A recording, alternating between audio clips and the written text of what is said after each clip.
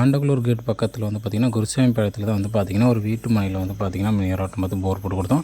இது எந்த இடத்துல அமைஞ்சிருக்கு, என்ன ஏதுங்க எல்லாமே டீட்டெயிலாக எவ்வளோ வடி போர் போட்டோம் அப்படிங்கிறது எல்லாமே டீட்டெயிலாக வீடியோக்குள்ளே போய் பார்க்கலாம். அதுக்கு முன்னாடி இது வரைக்கும் நம்ம சேனல் சப்ஸ்கிரைப் பண்ணாமல் பார்த்துட்டு இருக்கீங்க அப்படின்னா உடனே நம்ம சேனல் சப்ஸ்கிரைப் பண்ணிங்க. இப்போ வீடியோக்குள்ளே பார்க்கலாம். வணக்கம், நான் உங்கள் நிலத்தடி நீரோட்டம்னா நாமக்கல் மாவட்டம் திருச்செங்கோட்டிலிருந்து தீபக் பேசுகிறேங்க.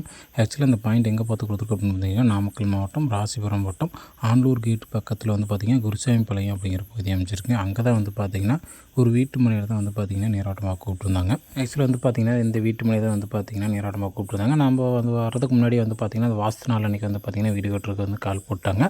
அதுக்கப்புறம் நம்ம வாஸ்துப்படி வந்து பார்த்திங்கன்னா நீரோட்டம் பார்த்து போர் போடணும் அப்படின்னு அதுக்கு தகுந்த மாதிரி தான் வந்து பார்த்திங்கன்னா ஃபுல்லாக சர்வே பண்ணி பார்த்து ஒரு பாயிண்ட் அவங்களுக்கு மார்க் பண்ணி கொடுத்துருக்குறோம். சரிங்களா? இப்போ இந்த இடத்துல வந்து பார்த்திங்கன்னா ஃபைனலாக நம்ம செக் பண்ணி இவங்களுக்கு சர்வே பண்ணி பாயிண்ட்டை மார்க் பண்ணி கொடுத்துட்டோம்.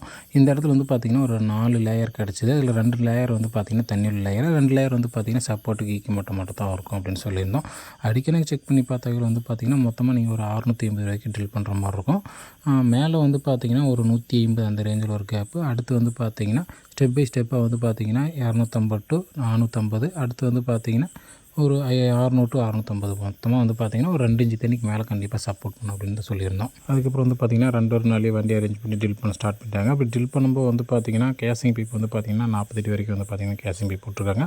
அதுக்கப்புறம் கீழே ஃபர்தராக ட்ரில் பண்ணும்போது வந்து பார்த்திங்கன்னா கிட்டத்தட்ட 160 to 165 அந்த ரேஞ்சில் ஒரு கேப் வந்துருக்கு. அதுலேயே வந்து பார்த்திங்கன்னா ஒரு 3/4 தண்ணி சப்போர்ட் பண்ணியிருக்கு. அடுத்து வந்து பார்த்திங்கன்னா 320 330 அந்த ரேஞ்சில் ஒரு கேப் வந்திருக்கு. அதுலேயும் வந்து பார்த்திங்கன்னா ஒரு 1/2 தண்ணி சப்போர்ட் பண்ணியிருக்கு. மொத்தமாக வந்து பார்த்திங்கன்னா அதுக்கப்புறம் ஒரு 460 அந்த ரேஞ்சில் ஒரு கேப் வந்திருக்கு. கிட்டத்தட்ட ஒரு 2.5 தண்ணிக்கு மேலே வந்து பார்த்திங்கன்னா சப்போர்ட் பண்ணியிருக்கு. மொத்தம் ஆழமும் வந்து பார்த்திங்கன்னா இந்த இடத்துல ஒரு 500 வரைக்கும் ட்ரில் பண்ணாங்க. இது வந்து பார்த்திங்கன்னா வீட்டு மனைக்கு இல்லாமல் விவசாயத்துக்கு யூஸ் ஆகிற அளவுக்கு வந்து பார்த்திங்கன்னா இந்த இடத்துல தண்ணி கிடச்சிருக்குது. அதுவே போதும் 500 ஸ்டாப் பண்ணிடலாம் அப்படின்ட்டு ஸ்டாப் பண்ணிட்டாங்க. சரிங்களா?